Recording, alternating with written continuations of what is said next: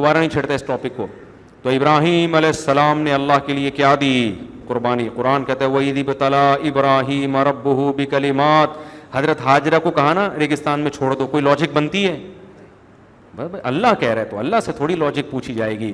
تو اللہ کہتے ہیں ابراہیم کو اللہ نے آزمایا, صرف آزمائش میں پورا نہیں اترے, بھرپور طریقے سے کامیاب ہوئے. جیسے جیسے اللہ کہتا رہا ویسے ویسے کرتے رہے. قال انی جاعلک للناس اماما. اے ابراہیم اب میں تجھے دنیا کا امام بناؤں گا, لیڈر بناؤں گا تجھے.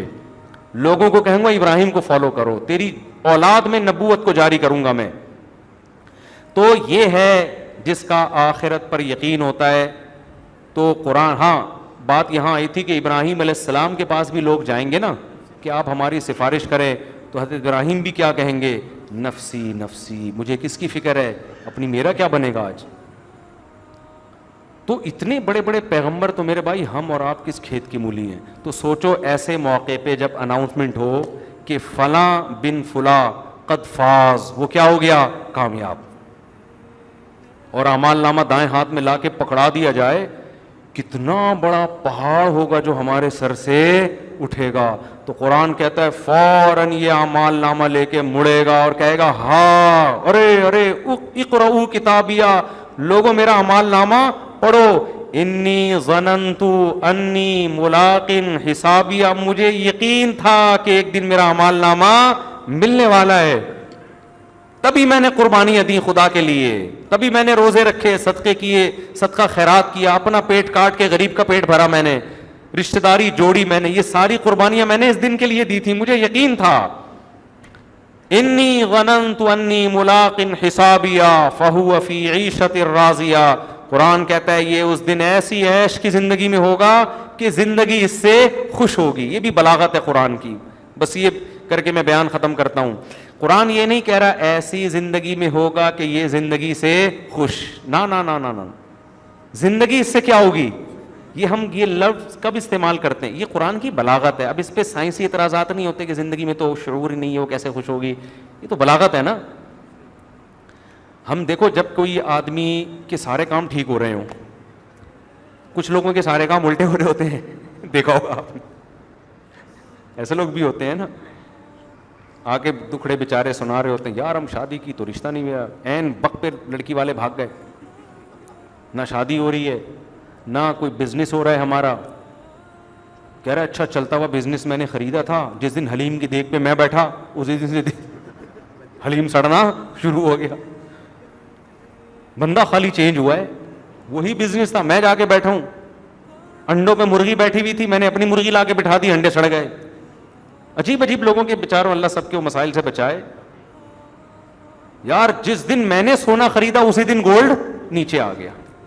ہوتا ہے نا, ساری دنیا ڈالر کی پیچھے, میں نے ڈالر خریدا اسی دن ڈالر نیچے, میں نے پراپرٹی خریدی اسی دن پراپرٹی نیچے. ابے تو نے خریدی کیوں جب تجھے پتا ہے تو دوسروں کا بھی نقصان کر رہا ہے. تو ایسے موقع پہ کیا کہا جاتا ہے, زندگی اس سے ناراض ہو گئی ہے. لگتا ہے زندگی اس سے, زندگی ہوئی نہیں ہوتی لیکن تعبیر یہ کی جاتی ہے لگتا ہے اس کی زندگی اس سے روٹھ گئی ہے, اس کی لائف اس نے لائف سے پنگا لے لیا ہے. ٹھیک ہے نا, اب لائف کہہ رہی ہے میں تجھے خوشی نہیں کروں گی. اور جس کے سارے کام بننا شروع ہو جائے, الٹا بھی کرے تو سیدھا ہو جائے. اس نے گولڈ لے جا کے مارکیٹ میں بیچا 10 لاکھ کا, اسی دن گولڈ نیچے آ گیا. کہتے شکر ہے یار آج میں نے بیچ دیا تھا. اس نے پراپرٹی بیچی اسی دن پراپرٹی, اس نے 1 کروڑ کی بیچی ایک دم 50 پہ آ گئے. اس نے پراپرٹی 50 کی خریدی, پتا چلا جی پراپرٹی کی قیمتیں ڈبل ہو گئی. جس کاروبار میں ہاتھ ڈال رہا ہے بڑھتا چلا جا رہا ہے. اسے ایک لڑکی پسند آئی, اس کے ابا اس کا رشتہ اگلے دن لے کے آ گئے اور شادی ہو گئی. تو یہ دوسری شادی کرنا چاہ رہا تھا, جہاں پیغام بھیجا وہ مان نہیں رہے تھے. اتفاق سے اس دن میرا دوسری پہ بیان ہوا, لڑکی کے ابا بھی آئے ہوئے تھے. ٹھیک ہے, اس دن لڑکی کے ابا بھی اسی دن آئے ہوئے تھے, ان کے سمجھ میں آ گیا. تو بہت کچھ ہوتا ہے نا, چمتکار کہتے ہیں اس کو, کیا کہتے ہیں ہندی میں, چمتکار کہتے ہیں, چمتکار ہو گئی. امام شافعی کا شعر ہے نا, اذا سمعت بان محروما اتا ماء لیشربہ فغاض فصدقی. جب تم سن کے وہ بدقسمت آدمی کنواں لبالب پانی سے بھرا ہوا تھا. اس نے کہا چلو کچھ نہیں ملتا, پانی تو ملے گا نا, اور یہ کنویں کے قریب گیا, پانی اسے دیکھ کے نیچے چلا گیا. کب بدقسمتوں کے ساتھ ایسے واقعات ہوتے ہیں کہ آئی ہوئی چیز ہاتھ سے نکل جاتی ہے.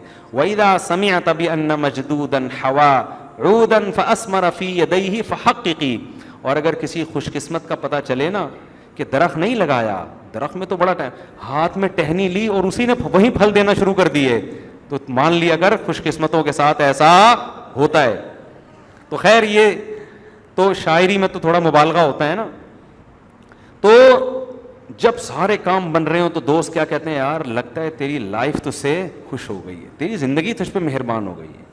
تو اللہ کیا کہتے ہیں, جب اعمال نامہ دائیں ہاتھ میں ملے گا ایسی زندگی دوں گا کہ وہ زندگی اس سے خوش ہوگی. زندگی کہے گی بتا تو کیسے خوش رہ سکتا ہے, بتا تجھے کیا چاہیے. اللہ تعالی ہمیں اس جنت کا وارث بنائے, اور اس کے لیے کبیرہ گناہوں کو چھوڑنا پڑے گا. بس قرآن نے ایک شرط لگائی ہے, تم کبیرہ گناہوں کو چھوڑ دو, چھوٹی موٹی خطائیں معاف کر دوں گا. اس جنت میں جانے کے بھی وہی طریقہ ہے جو اللہ نے بیان کیا, اس میں بھی آپ کا اخپل طریقہ نہیں چلے گا. وہ طریقہ یہ وظیفوں سے نہیں ملتی وہ جنت, خوب سمجھ لو. وہ جنت ملتی ہے گناہوں کو چھوڑنے سے. فرائض واجبات پورے کرو اور کبیرہ گناہوں سے بچو, اگر ہو جائے تو گڑ گڑا کے توبہ کرو اللہ سے. اتنا آسان طریقہ, اس کے علاوہ کوئی اور طریقہ نہیں ہے. تو اللہ تعالی ہمیں بھی اس جنت کا وارث بنائے. آپ کو بھی جلدی جلدی سوال طرف مختصر لے لیتے ہیں.